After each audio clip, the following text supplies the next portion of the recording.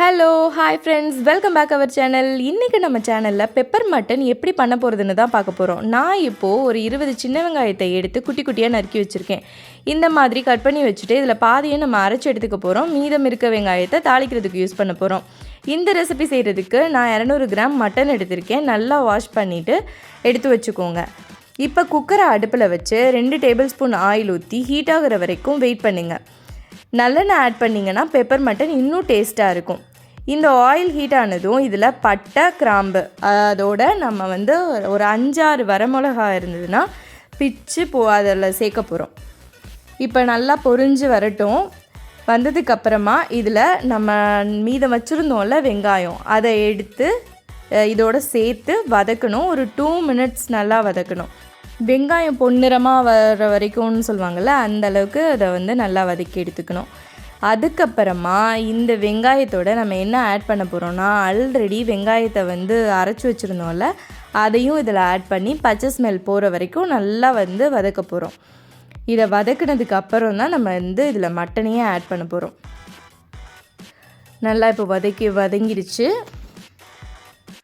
இப்போ மட்டனை ஆட் பண்ணி அதையும் ஒரு 2 மினிட்ஸ் நல்லா கிண்டி விடுங்க எல்லாத்தோடையும் சேர்த்து. அதுக்கப்புறமா இதில் நம்ம கல் உப்போ இல்லைனா நைஸ் உப்போ சேர்த்து உப்பு சாறுற அளவுக்கு நல்லா கிண்டி விட்டுருங்க.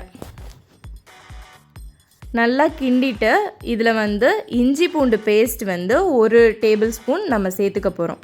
சேர்த்ததுக்கப்புறமா ஒரு 1/2 டீஸ்பூன் மஞ்சள் தூளும் ஒரு 1/2 டேபிள் ஸ்பூன் சீரகத்தூளும் சேர்த்து நல்லா இதை மிக்ஸ் பண்ண போகிறோம்.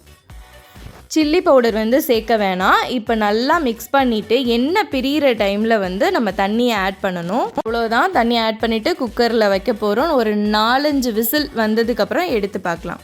இப்போ 4-5 விசில் வந்துருச்சு பாருங்கள். பெப்பர் மட்டன் செய்கிறதுக்கு நிறைய தண்ணி வைக்கக்கூடாது, கொஞ்சம் கம்மியாக தான் தண்ணி வைக்கணும். வெந்துருச்சான்னு ஒரு தடவை செக் பண்ணிவிட்டு, சப்போஸ் வேகலைன்னா நான் இதில் உருளைக்கிழங்கு சேர்த்து ஒரு விசில் வைக்க போகிறேன். அதிலே வெந்துடும். நீங்கள் உருளைக்கிழங்கு சேர்க்கலைன்னா ஒரு விசில் வச்சுக்கோங்க. இதோடு நம்ம 1 டீஸ்பூன் சீரகமும் 2 டீஸ்பூன் மிளகும் எடுத்து நல்லா பொடியாக முணுக்கி வச்சுக்கணும், இடித்து வச்சுக்கோங்க.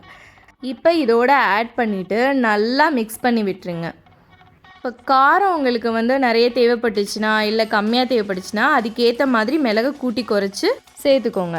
இதோடு இப்போ நம்ம உருளைக்கிழங்கையும் ஆட் பண்ணி விசில் வைக்க போகிறோம். ஒரு விசில் வச்சா போதும், அதிலே நல்லா வெந்துடும். இதோடு நம்ம தண்ணி ஆட் பண்ண வேண்டாம். அதே இதிலையே நல்லா மிக்ஸ் பண்ணி விட்டுருங்க. எல்லாம் சேர்ந்து மிக்ஸ் ஆகிற அளவுக்கு மிக்ஸ் பண்ணிவிட்டு ஒரு விசில் வச்சா போதும். அவ்வளோதான், நம்மளோட பெப்பர் மட்டன் ரெடியாக போகுது.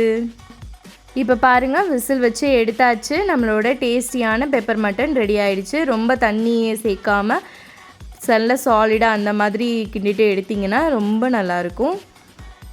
இது உங்களுக்கு பிடிச்சிருந்துச்சுன்னா லைக் பண்ணுங்கள், ஷேர் பண்ணுங்கள், கமெண்ட் பண்ணுங்கள், மறந்துடாமல் சப்ஸ்கிரைப் பண்ணிடுங்க. ஸோ வீட்டில் ட்ரை பண்ணிவிட்டு சொல்லுங்கள் friends. Bye bye guys, take care.